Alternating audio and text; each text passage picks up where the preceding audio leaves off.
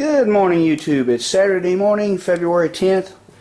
Nice sunny day outside, but still a bit chilly. Hopefully it'll warm up today. But I'm going to show you what I'm going to do today, where we're at on this. I haven't made a video in a couple weeks. Just show you where we're at. We went ahead and got the hood sanded down and primered. Fixed a few tiny little imperfections. It didn't have any dents in it. Got another fender sanded down and primered. It had one tiny little dent to fix. Got our black guide coat on. Sprayed it with the urethane gray I showed in my last video. Got that resprayed after I tried to fix it. It still needs a little more work. I'm gonna try to do a video on that. I'm gonna show you how it turned out and then try to show you what I'm gonna do about it. That body line, I'm still not happy with it. The other side is, well, I'm happy with it. The other side turned out really good. I just went ahead and primered it one more time with a guide coat. It's hard to see with that guide coat, kind of missed it on there, but that's a good straight body line there. That turned out good. We'll get the other side going. Sometimes it takes several tries if you don't do this every day, but like I said earlier, I hope to do more of this more often. But anyway, what I'm going to do today, I got my last 4 parts, not counting the bed. We haven't done anything to the bed yet, just because of room issues. But we got these last 4 pieces ready to primer, and even though I've been using the gray, I'm switching colors here. I'm using something I found on eBay. Thought I'd try it. Made by Evercoat, Feather Fill, Next Generation. It's supposed to be. It's a polyester primer. I was told it's good for a surfacer primer. I'm not sure if I'm going to use it for my actual last surface primer or not. I may give it when I got everything blocked down, I may give it 2 or 3 coats of urethane primer for final sanding before I paint. But my old HLVP gun, the gravity fed one, well, it wasn't an old one. It was kind of new, but it was cheap. The one I've been using in my videos, I use it to spray the Pour 15 in paint and all, which is hard on guns. Well, it finally, when I was cleaning out, there's a piece underneath this thread stripped out on it, so I can't use it anymore.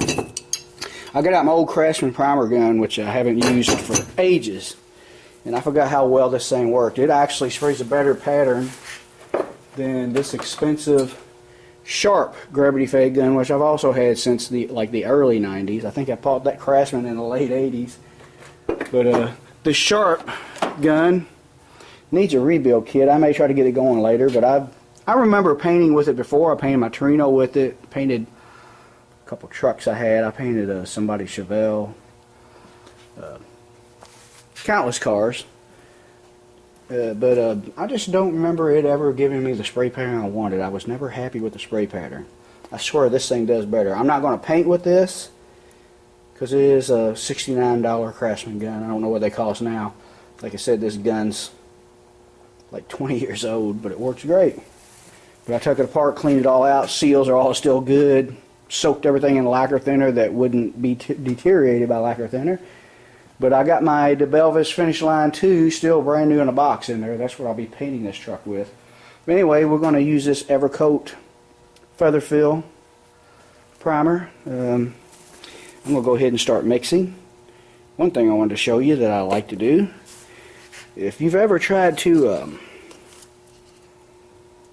pour out a fresh gallon of paint or primer, you know that you spill it all the side of the can, and I don't like that. So what I do is, especially when it's full, I just dip a cup in there and pour it in there. We're going to mix half a quart, and before I make too much of a mess, I'm going to go ahead and get my tripod here so I don't have to do this one-handed. Hang on. Alright, we're on a tripod, which means I can actually do something without dropping everything. Trying to do things one-handed is not easy. Alright, I'm going to show you how I mix this stuff. I don't know if this can's in the way or not. Let me flip this lens around so I can see what the camera's showing. Oh, let's see here. Now, okay, we're just going to mix half a quart for now. This is a 1 quart mixing cup. I have stirred this very thoroughly. Always, especially if you buy something that hasn't been mixed fresh, always shake it up, stir it, and after you get it open, get your stick down there in there, and if it really needs stirred a lot, you'll feel a solid sediment at the bottom. You need to you need to break all that loose and stir it up so it's all mixed thoroughly. If you notice, I'm not using a paint filter. I will before I pour it into the actual gun. Let's see, they gave me 4 of these. This is kind of like a hardener. I'm thinking it's more like an activator. I've never heard of putting hardener in primer. We'll see how this stuff works. I'll just put a hat. Since I figure since there's 4 of them, they're thinking 1 per quart. 4 gallons in a quart, right? Yeah, I think so. But I'm just going to set that box on top of that since my lid's kind of holding my cup there. Get everything out of the way so I don't be knocking stuff over. Now I'm going to put half of this tube in there. I'm figuring 1 per quart. We're mixing half a quart. This stuff seems a little thick. I'm going to thin it. If you want to thin it, you need to poke a hole in that, I guess.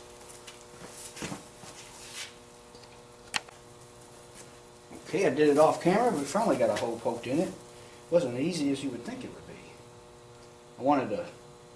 I didn't want to cut that off because I'm not going to be using the whole tube.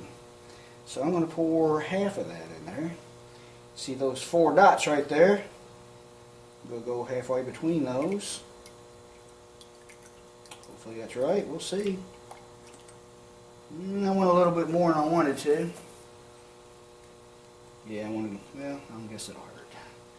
And I can tell already this is too thick to spray.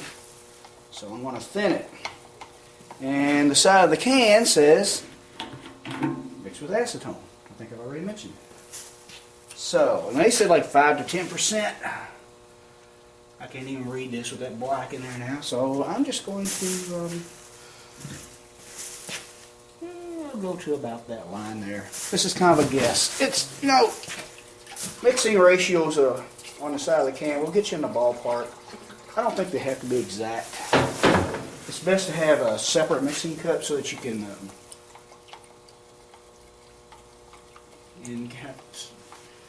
kind of keep track. It seems pretty thin of how much you put in there. I just kind of guessed. See on the side of that cup, it's like milliliters or whatever. It's hard to see it now. Well, here's a new cup where you can read it. You can't hardly read it when it's got black on it. But I'm just looking at this right here, and I just went a couple hundred of, I guess that's milligrams. It also shows ounces there. I want a couple ounces. Like I said, we're starting out. We'll see how that mix ratio sprays, and take it from there. See, and the good thing about thinning is you get more than a gallon out of it. Now, not sure if I mentioned this before, but I like these liners. I found these at Harbor Freight. I think I already mentioned that. Put them down in there, and when you're done, you don't have to clean your canister out.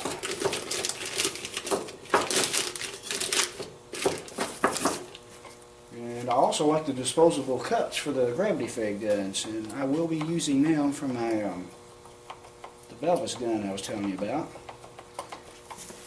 You notice I didn't use a paint filter when I poured it out there. Maybe I should filter it twice, I don't know, but I always wait until I get it mixed in the cup and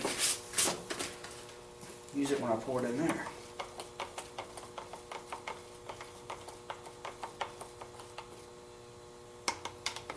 It's mixed pretty good. I'm going to spray a couple coats and I'm going to show you how this stuff does.